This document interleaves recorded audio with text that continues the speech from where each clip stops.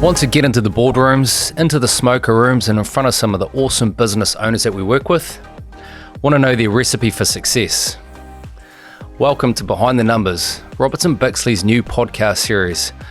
Hi, I'm Rodney Guy, and each episode I'm going to sit down with some of our clients to talk about what it's really like to run a business, the challenges, the wins, the lessons, and the losses. This podcast is here to give you insights, inspiration, and maybe make you feel like you're less alone in what we know can be a challenging journey at times. So our very first interviewee is Josh Sayles from Sayles Exterior Cleaning. Now Josh provides a top quality exterior cleaning service for residential, commercial and industrial properties across Auckland, Waikato and Coromandel. Welcome, Josh. Thanks for having me, man. So Josh, it's your first year out on your own. What inspired you to make the leap? Well, after a few years contracting to another exterior cleaning business, I decided that it was time for me to take the reins and just be able to make my own decisions and call the shots. I sort of was growing my business on the side and sort of thought, well, how can I grow my business if I'm working in someone else's? Yeah. Be the master of your own destiny. Exactly, yeah. Cool.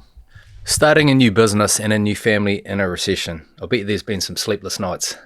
Yeah, well, we had our little boy on 1st of Jan this year. Nice. And started the business it was October last year. So, I mean, there's never a perfect time for anything, but you got to get on with it, eh?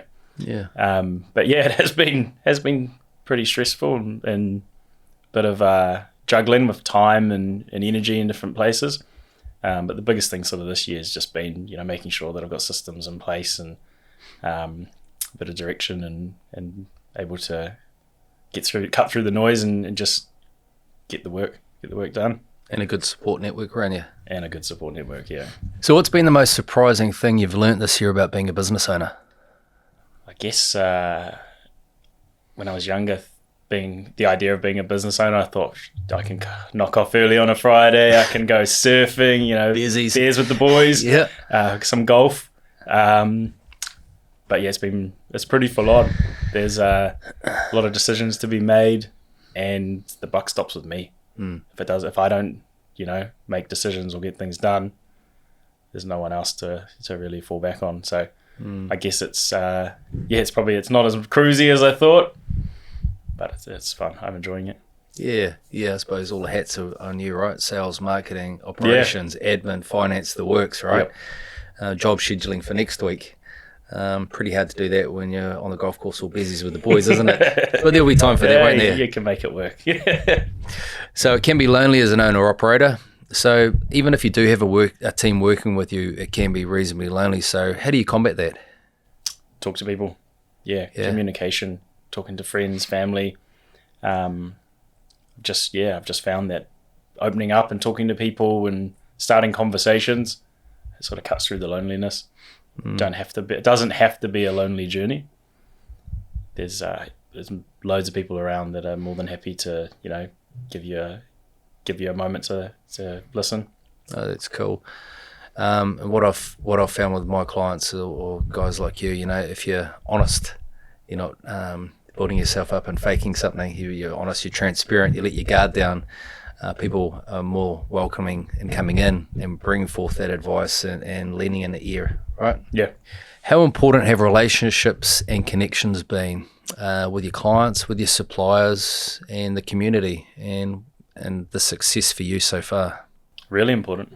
Yeah. I find, like you said in the previous question, just being open and talking to people and being myself.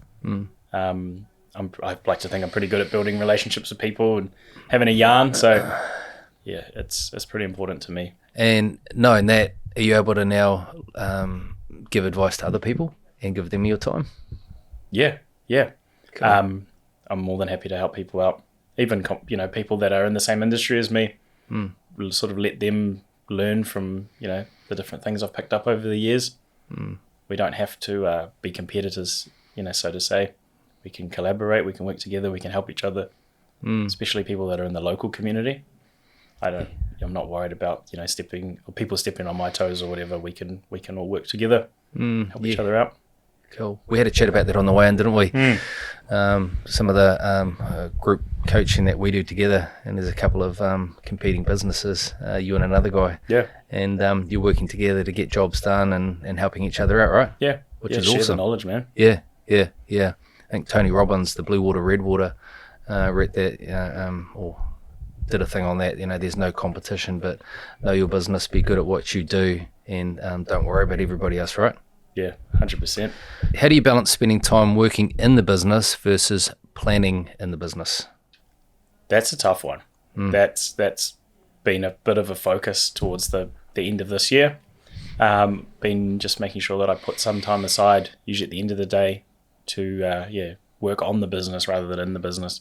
It's so easy to put all your attention and effort into actually getting the work done during the day, but I'm finding that I'm getting good results by actually planning ahead and looking at the bigger picture.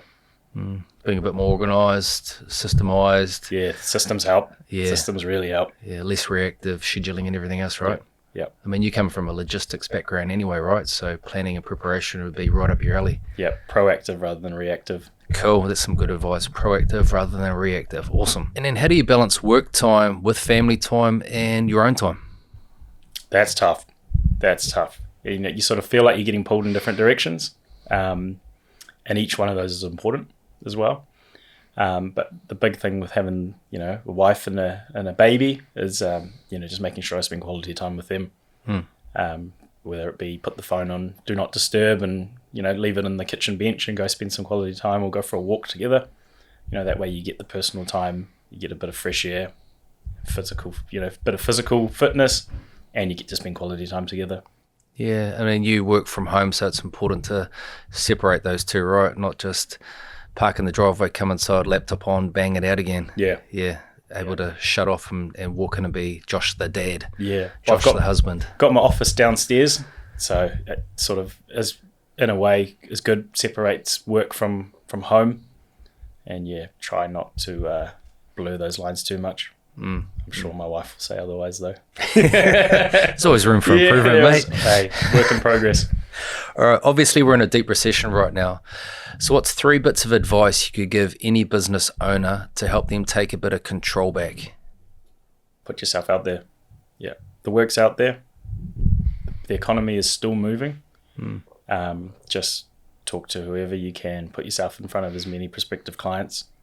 If you don't put yourself out there, it's generally not going to come knocking on the door. You've got to go get it.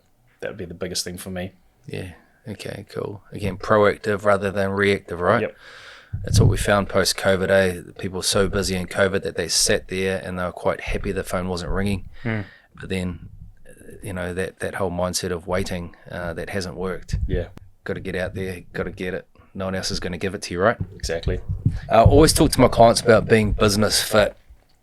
So that's having a healthy balance sheet, personally being healthy, and able to foster resilience. So how do you stay motivated and resilient in these tough days? Big thing for me is moving the body.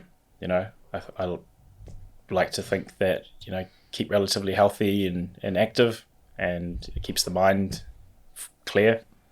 You say knowing your numbers. And from our last business coaching thing, we realised that that's a big focus for the next 6 weeks. Yep.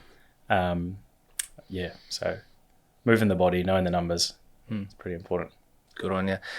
I always sort of say it starts the night before, right? Having that rest, making sure that, you've got what you need, planned, prepared, being proactive for the day ahead, and then hitting it hard with your cup of coffee. Yeah, exactly. You don't want to be on the back foot when you wake up in the morning and rushing around, because I guess your morning sets the precedent for your day, doesn't it? And which piece of advice do you wish you'd followed? To not be too focused on what the competition are doing. I was in the early days, with social media and whatnot, you see what all the ads and pricing and, different promotions that people are running, and you feel almost obliged that you need to match up to that. But in reality, I don't think that was necessary. So I think the advice that I was given was just stay in your lane, know that what I do well, and just go for it. Be authentic to your brand, who you are. Yeah. good job you're going to do. Yep. The happy customer that you're going to leave. Yeah. I guess. Yeah. So just cut out the noise, stay in my own lane, do what I do, and do it well. That would have been the advice I should have listened to, and that's the advice I'd give to someone else. Bit of a philosophical question here, Joshy. How do you want to be remembered? I guess I want to be remembered as a good friend, a good dad, good husband, good son, just a good person. I guess the rest of it's falls into place around that. But I know, a big building with my name on the top would be quite nice, wouldn't it? What, just Josh or? Nah, Sayles. No. Yeah. Bit of a legacy there. Yeah. Cool. Something for the young fella to aspire to and be proud of, right? Exactly. Right, finally, there's nothing really vanilla about your business. So in one sentence, can you tell our listeners what your value proposition is or what really separates you from the pack? We do what we say we're going to do, and we do it well, and we do it when we say we're going to do it. It's as easy as that. Cool. Your word's your bond. Exactly. Yeah. Mate, thanks for coming in and running this podcast for us. It's been great to have you on the show. Cheers for having me, man. Yeah. No, we had a good chat on the way in. I think both of us were fairly nervous heading into it, but no, it's been bloody good. Thanks, eh? Cool. Thanks. Excellent. Hey, look, it's great hearing from a business owner that's right in the thick of it, figuring things out, learning as you go, and making it work. So if you'd like to check out Sayles Exterior Cleaning and the great work that they're doing, check out their website and give Josh a call. And if you've enjoyed today's episode, please let us know. We'd love your feedback. Hopefully some of these chats will help you take the road less stupid and make smarter moves in your own business journey. Thanks for listening. We'll catch you up next time in Behind the Numbers. Cheers.